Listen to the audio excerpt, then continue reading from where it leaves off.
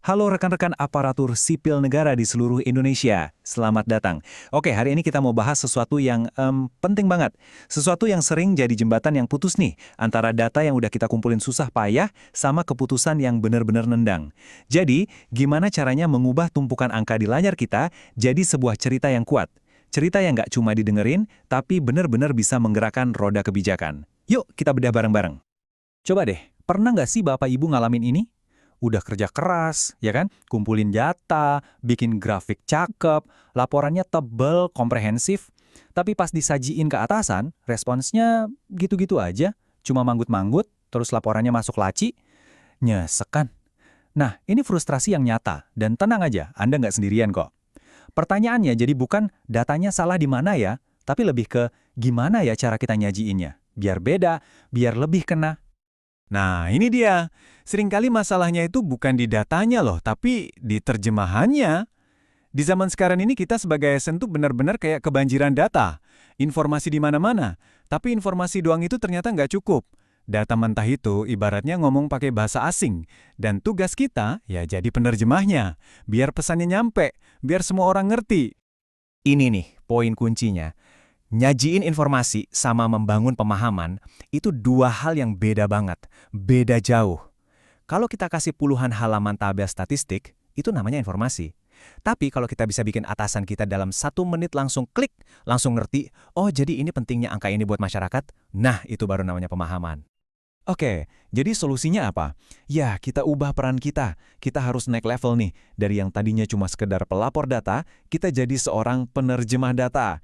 Keren kan? Tugasnya apa? Ia merangkai angka-angka itu jadi sebuah cerita. Narasi yang punya konteks, punya rasa urgensi, dan yang paling penting, punya implikasi yang jelas banget buat kebijakan publik. Coba kita lihat bedanya di sini. Kelihatan banget kan?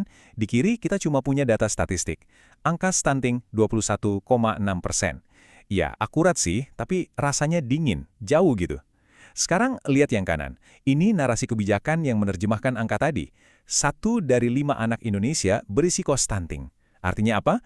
Artinya masa depan sumber daya manusia kita dipertaruhkan. Nah, kira-kira mana yang bikin kita pengen buru-buru bertindak? Jelas yang kanan kan? Itulah dia, kekuatan sebuah narasi. Oke, sekarang saya kasih satu angka. Cuma satu angka, 78%. Apa artinya coba? Angka ini bagus atau jelek? Nggak tahu kan? Ya, tanpa konteks, angka ini ya cuma angka aja. Nggak ada artinya sama sekali, cuma ngambang gitu aja.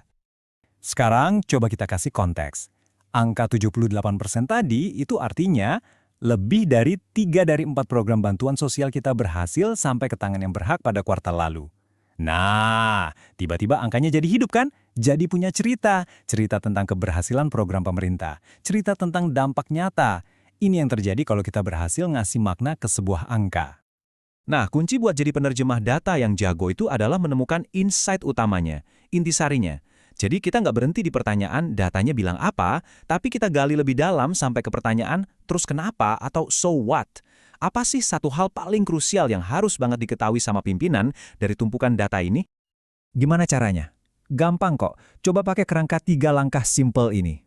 Pertama, identifikasi pola. Coba lihat datanya, ada tren apa di situ? Ada yang naik? Turun?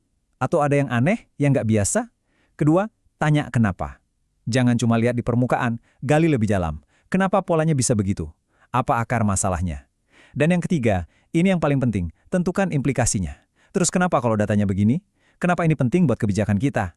Apa yang bakal terjadi kalau kita nggak ngapa-ngapain? Tentu aja ya, jadi penerjemah data ini kan punya kekuatan besar. Dan seperti kata pepatah, kekuatan besar datang dengan tanggung jawab yang besar juga. Kita harus super hati-hati biar nggak kejebak sama perangkap-perangkap interpretasi. Ingat, sebagai ASN, kita ini penjaga kebenaran dari data yang kita sampaikan. Ada beberapa jebakan umum nih yang mesti kita waspadai. Pertama, bias konfirmasi. Ini tuh kita udah punya asumsi duluan, terus kita cuma cari-cari data yang cocok sama asumsi kita. Yang nggak cocok, kita cuekin. Bahaya kan? Kedua, overgeneralisasi atau gampangnya gebiah-buyah. Misalnya, kita survei di satu desa. Hasilnya kita anggap berlaku buat satu provinsi. Kan nggak bisa gitu. Dan yang paling sering nih salah kaprah antara korelasi dan sebab akibat. Contoh klasiknya gini. Data menunjukkan penjualan es krim naik, di saat yang sama serangan hiu juga naik. Apa berarti makan es krim bikin diserang hiu? Ya enggak dong. Keduanya sama-sama naik karena ada faktor ketiga, yaitu cuaca lagi panas. Jadi, intinya apa? Intinya adalah ini. Interpretasi yang objektif, yang nggak bias, itu adalah fondasi. Fondasi dari setiap kebijakan berbasis bukti yang kuat. Cara kita menerjemahkan data itu dampaknya langsung ke kualitas kebijakan yang nanti bakal dirasain sama jutaan rakyat Indonesia. Penting banget. Pada akhirnya, rekan-rekan sekalian, ini tuh bukan sekedar bikin laporan atau presentasi, jauh lebih besar dari itu. Setiap kali Bapak Ibu berhasil menerjemahkan data jadi sebuah narasi yang jernih, sebetulnya Bapak Ibu lagi ikut membentuk arah kebijakan bangsa ini. Cerita yang Anda sampaikan dari data hari ini bisa jadi adalah kebijakan yang berlaku untuk Indonesia di masa depan. Jadi, coba deh ingat-ingat kutipan ini. Angka itu menunjukkan fakta, tapi narasilah yang memberikan makna. Tugas Anda adalah menyambungkan keduanya. Nah, inilah inti dari peran kita sebagai ASN modern. Kitalah jembatannya, jembatan antara data mentah yang beku dan keputusan bijak yang berdampak.